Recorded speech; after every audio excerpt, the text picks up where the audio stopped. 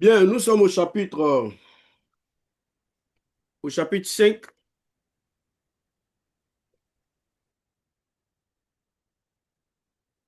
la gestion du périmètre du projet. On peut dire aussi la gestion du contenu du projet. Mais lorsqu'on parle de la gestion du périmètre du projet, on parle non seulement du périmètre, c'est-à-dire l'ensemble des activités, l'ensemble des travaux à réaliser pour développer les produits, les livrables attendus du projet, mais également on parle du contenu même du produit. On va voir ça tout à l'heure, on va voir la nuance.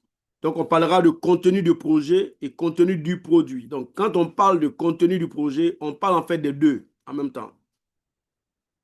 Donc, et le contenu du projet, c'est-à-dire le périmètre du travail à réaliser pour développer les livrables attendus du projet et également le contenu du produit. Donc, quand on parle du produit, on parle de l'ensemble combiné de tous les livrables qu'on a produits dans le projet et on va voir la nuance entre les deux, même si on emploie le même thème pour parler des deux.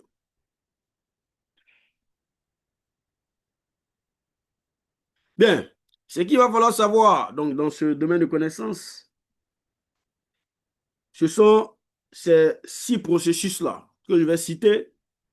Planifier le management du contenu, recueillir les exigences, définir le contenu, créer la structure de coupage du projet, bien entendu, valider le contenu et enfin maîtriser le contenu.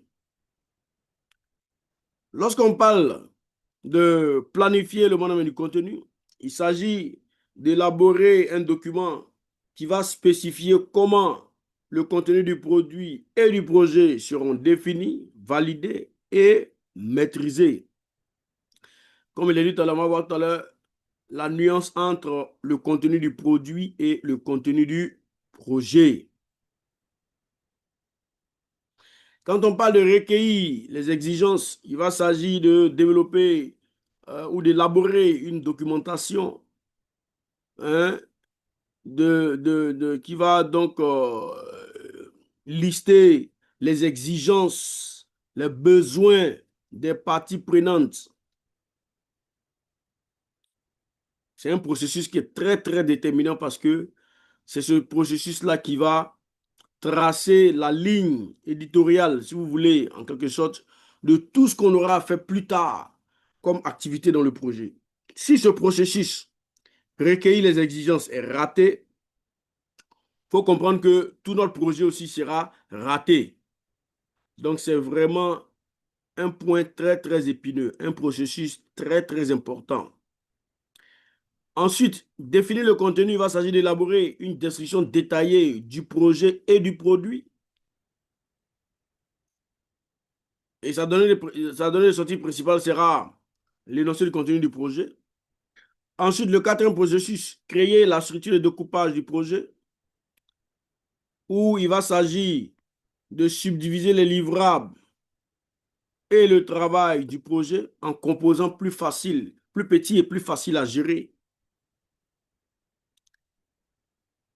Ensuite, nous avons validé le contenu. Valider ici le contenu, c'est la formalisation de l'acceptation des livrables par le client. Donc, les livrables du projet, bien entendu. Et on va terminer ce chapitre avec le processus maîtriser le contenu, où il sera question de maîtriser l'avancement du projet, de vérifier le périmètre du produit et de tenir compte donc des différents changements qui vont affecter la référence de base du contenu. Vous voyez?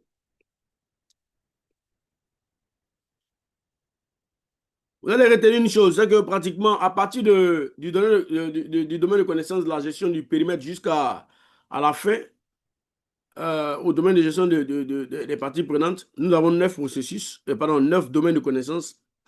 Et dans chaque domaine de connaissance, il y aura toujours un processus planifié, le management du domaine de connaissance, et il y aura toujours un processus maîtrisé, le domaine de connaissance. Donc, quand il dit le nom d'un domaine de connaissance, tu as le processus planifié, le management du domaine de connaissance, et tu as le processus maîtrisé. Entre les deux, il peut y avoir un ou deux ou trois ou quatre, 5 processus, ça va dépendre. Vous voyez? Bien. Donc, quand on a géré le contenu, on a le plan de management du contenu et maîtriser le contenu. Lorsqu'on a le processus, le domaine de connaissance de la gestion de l'échéancier, par exemple, on a le processus planifier la gestion de l'échéancier, on a le processus maîtriser l'échéancier. On prend les coûts, c'est pareil.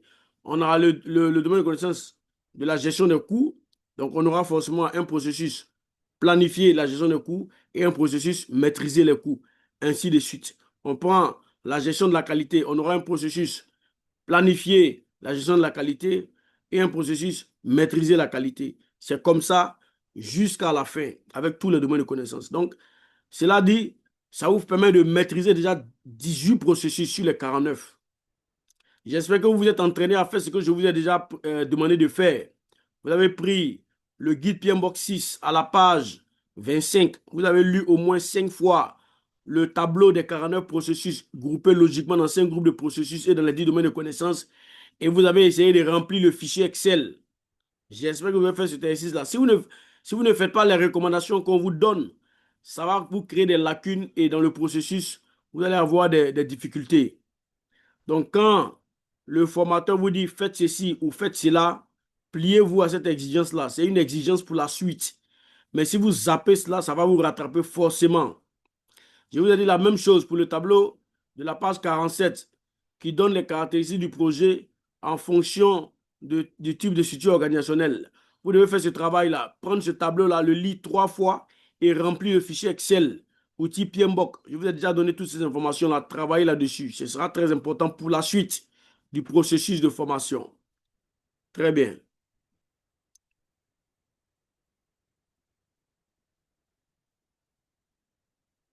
Bien, on va voir la nuance entre le contenu du produit et le contenu du projet. Un instant, hein, une minute.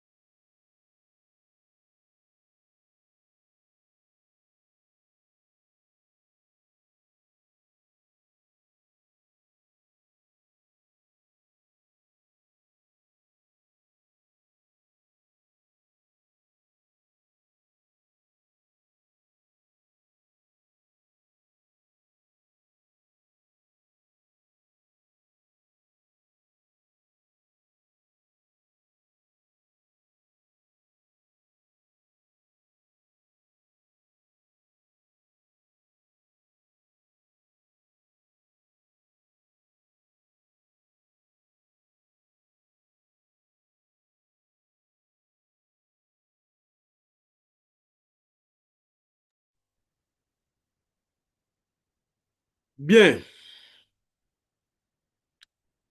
Comme il a dit tout à l'heure, faites beaucoup attention. Hein, prenez en compte les exigences. Est-ce que quelqu'un a eu des difficultés à retrouver les différentes pages dont j'ai eu à parler tout à l'heure, les pages 25, les pages 47 du guide PMBOK?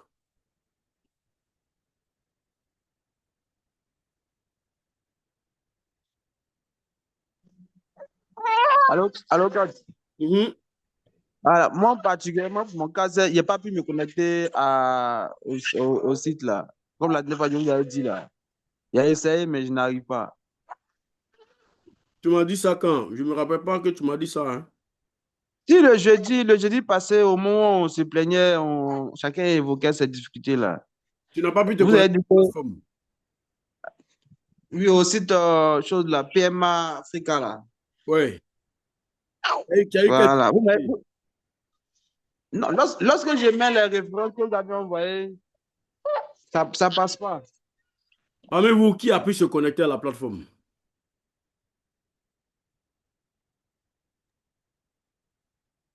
Bonjour, Chief Kofi. Bonjour Ouais, à bonjour, tous. Franck. Moi j'ai pu me connecter, mais le problème que j'ai eu, c'est que j'avais pas noté que c'était dans le PMBOK 6 qu'il fallait rechercher les différentes pages là. Sinon, j'ai mis les pages, mais Toi, tu as pensé j'avais qu'il pas fallait noté. chercher où ça? J'ai pas compris. Tu pensais qu'il fallait chercher ça où? Au fait, j'avais noté le chemin. J'avais noté le chemin, mais j'avais pas noté le document en question. Donc, Ok. j'ai essayé de regarder tous les documents qui étaient là-bas, mais bon, je me perdais. Ce qui a fait que j'ai pas. Non, même si tu n'as pas vu ça sur la plateforme, j'avais dit c'est le PMBOK 6 et vous aviez ça dans le dossier que je vous ai envoyé par 8 transferts. Oui, dans le dossier du 8 transfert là, Oui, oui, effectivement, c'est ce que j'ai dit. C'est-à-dire, je n'avais pas noté dans mes notes là, je n'avais pas noté que c'était dans le PMBOK 6 qu'il fallait rechercher. très bien. Bien, qui d'autre a pu se connecter à la plateforme? Trabi, je vois ton micro ouvert. Oui, oui. Moi, j'ai pu me connecter, j'ai retrouvé les pages. Tu as retrouvé le PMBOK 6 là. Oui, oui, avec Donc vous l'avez sur la plateforme, mais vous l'avez aussi dans le dossier que je vous ai copié. oui, oui, oui. Moi, j'ai reçu aussi. J'ai pu me Voilà. connecter. Nyangoran également, tu as pu te connecter, tu as pu ouvrir le livre. Oui, Pierre Baptiste. Oui, oui. Maintenant, est-ce que tu as pu lire le tableau de la page 25? Moi, j'ai révisé un peu. Bon, mettez-vous au travail, hein.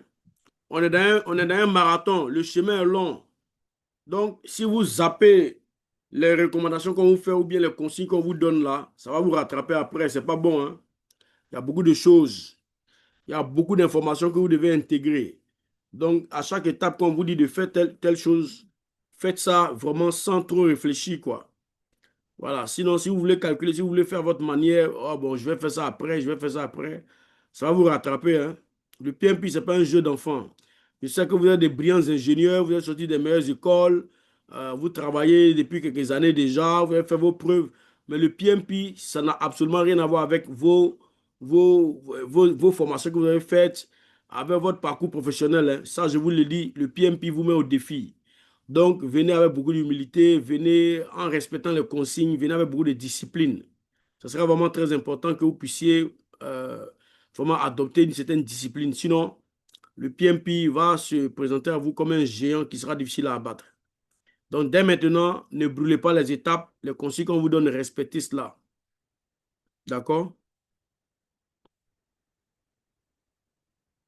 C'est bon? Oui, c'est bon, coach. Ok, super. Bien, nous allons continuer. Donc, la nuance entre le contenu du produit et le contenu du projet. Lorsqu'on parle du contenu du produit, c'est simple. Imaginez un instant, vous êtes à la maison, vous voulez changer l'écran que vous avez à la maison. Vous trouvez peut-être que l'écran est trop petit ou bien c'est peut-être un écran cathodique. Bon, je ne sais pas si ça existe encore. Et vous voulez maintenant un écran LED, hein, un écran vraiment assez sophistiqué, un écran, vous commencez à donner les caractéristiques, vous dites, on veut 65 pouces, je veux peut-être 85 pouces, je veux un écran qui soit Android, ainsi de suite, où je pourrais voir Netflix, où je pourrais voir YouTube et tout le reste. Quand vous êtes en train de parler de cette manière-là, vous êtes en train de parler des caractéristiques et des fonctionnalités du produit. Vous voyez? Et là, il s'agit du contenu du produit. Lorsqu'on parle des caractéristiques, des fonctions ou des fonctionnalités du produit, nous sommes en train de parler du contenu du produit. Et pour nous assurer que nous avons pu délivrer le contenu du produit, on va rapprocher le livrable aux exigences de départ que les parties prenantes ont eu à émettre. Donc, les différentes parties prenantes, les enfants, madame, toi-même, chacun a ses exigences. Les enfants, ils veulent pouvoir brancher leur Xbox à la télé et tout. Et à la fin, on regarde, est-ce que la télé qui a été livrée à la maison là, est-ce que la télé qui a été installée à la maison là, est-ce qu'on peut regarder Netflix là-dessus? Est-ce qu'on peut regarder YouTube là-dessus? Est-ce que ça a la taille qu'il faut et tout ça? Là, on n'a pas du contenu du produit. Maintenant, le contenu du projet, c'est, OK, cette télé-là, où on la trouve? Bon, on va la prendre au centre-ville, peut-être au plateau, peut-être à Trècheville, peut-être à Djamé. alors qu'on habite quelque part à Bergerville, au 4e étage d'un immeuble. OK, donc, et puis ça va coûter combien? Où est-ce qu'on va aller trouver ce produit-là? Comment on va le transporter pour traverser toute la ville, depuis le centre-ville jusqu'au quartier? Comment on va le faire monter du rez-de-chaussée jusqu'au 4e étage où on habite? Donc, tout le travail qu'il faut faire pour amener à l'existence le produit, ou bien pour créer le produit, ou le résultat qui est attendu du projet, là, nous sommes en train de parler du contenu du projet. Donc, c'est le travail qui doit être fait pour livrer le produit qui a été spécifié. Son achèvement est mesuré par rapport au plan de management de projet. C'est-à-dire quoi? Comment on sait qu'on a fait les choses comme il se doit? C'est lorsqu'on prend le plan de management de projet et on regarde. N'oubliez pas, je vous le rappelle que quand on parle de plan de management de projet, on est en train de parler de comment on va réaliser les activités du projet, comment on va réaliser les travaux du projet dans le but de créer les livrables qui sont attendus du projet. Est-ce que vous percevez bien la nuance qu'il y a entre le contenu du produit et le contenu du projet? Je veux voir des mains pour me confirmer que c'est bien compris. Trabi, c'est bon? Oui, oui, ça peut aller. Ok, Ça super. Coach, peut aller. coach, moi, j'ai pas bien compris. Si vous pouvez répondre. Qui n'a pas bien compris? Franchement, Qu'est-ce que tu n'as pas compris? et la partie où vous dites que le contenu du projet global, c'est l'ensemble. Elle dit que dans l'ensemble du projet se trouve maintenant elle dit que le contenu du produit. Le C'est que moi, contenu je du projet, ce n'est comprends. pas l'ensemble du projet. Le contenu du projet, c'est l'ensemble des activités, des travaux à réaliser pour créer les produits. Tu veux créer un livrable. Qu'est-ce qu'il faut faire comme travail? Ce travail-là, ça rentre dans le contenu du projet. Il y a une manière de faire. Est-ce que vous comprenez? En général, le contenu du projet, ce n'est pas l'ensemble du projet. Le contenu du projet, c'est l'ensemble des activités, des travaux à faire pour créer les Ok, livrables qui sont attendus. C'est clair? ok, je vous. Super. Ok. Mhm. Coach, s'il vous plaît, Oui, oui. j'aimerais savoir, le contenu du produit, est-ce que le contenu du projet peut englober le contenu du produit? Le contenu de... Le contenu du projet, là, est-ce Oui. que le contenu du produit, il englobe aussi le contenu du produit, au fait?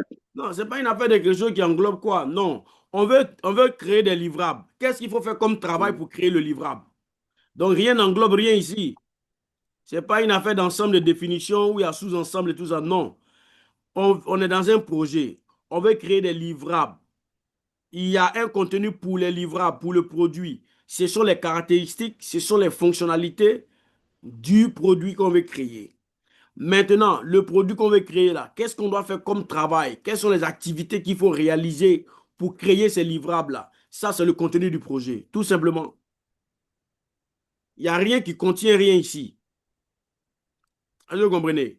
Maintenant, la question m'amène à préciser une chose, c'est que si le contenu du produit change, forcément le contenu du projet va changer. Parce qu'il y a une manière de faire un produit donné, il y a une autre manière de faire un autre produit. Lorsque le contenu du produit change, automatiquement le contenu du projet va changer. Mais le contenu du projet peut changer sans que le contenu du produit ne change. La manière d'atteindre un objectif, on peut la changer sans que l'objectif ne change. Nous voulons voyager pour aller à Ferkessédougou, ou bien je dis plutôt à Korogo. Il y a la possibilité de partir à Korogo à pied, c'est-à-dire en marchant sur tes deux pieds pour aller à Korogo. Ça va dépendre du nombre de jours que tu seras capable de faire. On peut aller à Korogo à bord d'un car de transport commun. On peut aller à Korogo à bord un véhicule personnel. On peut aller à Korogo à bord d'un véhicule de location. On peut aller à Korogo à bord d'un avion. Donc l'objectif reste le même, le contenu du produit reste le même. Nous voulons aller à Korogo. Mais il y a plusieurs manières d'aller à Korogo. Donc le contenu du projet peut changer sans que le contenu du produit ne change. Cependant, lorsque le contenu du produit change, automatiquement, le contenu du projet aussi va changer. Parce que la manière de faire un produit donné, c'est différent de faire un autre produit. Si notre voyage n'est plus d'aller à Korogo et qu'il est question pour nous d'aller à Paris, en France, le contenu du projet change, pardon, le contenu du produit change. Automatiquement, le contenu du projet va changer. On n'a plus la possibilité d'aller à Paris à pied. On n'a plus la possibilité d'aller à Paris par la route. Il n'y a pas de cas de transport commun pour aller à Paris. Là, il y a un seul moyen qui nous est imposé, c'est d'aller par avion. Maintenant, même aller par avion, on peut y aller par un vol commercial, on peut y aller par un vol spécial. Vous voyez un peu? Donc, quand le contenu du produit change, le contenu du projet doit automatiquement changer. Mais le contenu du projet peut changer sans que le contenu du produit ne change. Parce qu'il y a plusieurs manières d'atteindre un objectif donné. Ne change pas ton objectif, mais change ta manière d'atteindre ton objectif si la manière première que tu as choisie ne fonctionne pas. Est-ce que c'est plus clair pour tout le monde? Trabi, Oui, coach, c'est clair. super. C'est bon. Ok, on continue. Bien. Ici, cette diapo-là, c'est juste pour vous montrer de façon un peu ludique la difficulté que nous avons à recueillir les exigences. Tout à l'heure, je vous ai dit, le processus recueillir les exigences, c'est un processus qui est très, très important. Il est essentiel parce que si nous avons raté de recueillir correctement les exigences, c'est évident que nous allons rater le projet. C'est-à-dire que on n'a pas bien percuté sur les exigences des parties prenantes. Nous ne connaissons pas bien, nous ne maîtrisons pas bien les attentes des parties prenantes. C'est évident que nous allons nous retrouver à gauche pendant qu'on nous attend à droite. On va se retrouver complètement à côté de la plaque. On serait capable de produire un chat aux parties prenantes alors que les parties prenantes attendaient un chien. Vous voyez un peu? Il faut faire très attention. Regardez un peu la première image. Donc, le client, il a un besoin. Donc, il vient vers vous en tant que prestataire, en tant qu'organisation réalisatrice. Et il vous commande un produit, il vous commande un livrable quelconque. Et il vous a expliqué pendant un temps donné. Et à la fin, si on peut donner une image pour représenter la manière dont le client s'est exprimé ou bien a exprimé son besoin, voilà la première image. How the customer explain it. Donc, voici comment le client a expliqué ce qu'il voulait. Bien. La deuxième image représente la façon dont le chef de projet a compris ce que le client a dit. How the project leader understood it. Donc, voici comment le chef de projet, lui, a compris ce que le client a expliqué. Vous voyez déjà qu'il y a une disparité entre les deux. Ce n'est pas encore fini. Le chef de projet, à son tour, va maintenant parler aux concepteurs, aux designers. Et quand ils finissent de leur parler, ce qu'eux, ils ont compris, les designers là, voilà comment on peut représenter ça. Je prends mon pointeur un instant. Voilà. Voilà comment on peut représenter la façon dont l'analyse designer a compris. Vous voyez la différence? Bien. Le designer, quand il a fini de faire sa conception, qu'il a transféré son travail aux développeurs, les développeurs maintenant doivent écrire le code, développer tout ça. Il s'agit d'un projet de développement d'application. Et voilà comment les programmeurs ont eu à écrire les codes. Quand ils ont écrit les codes là, si on peut donner une image au code, voilà à quoi ça pourrait ressembler.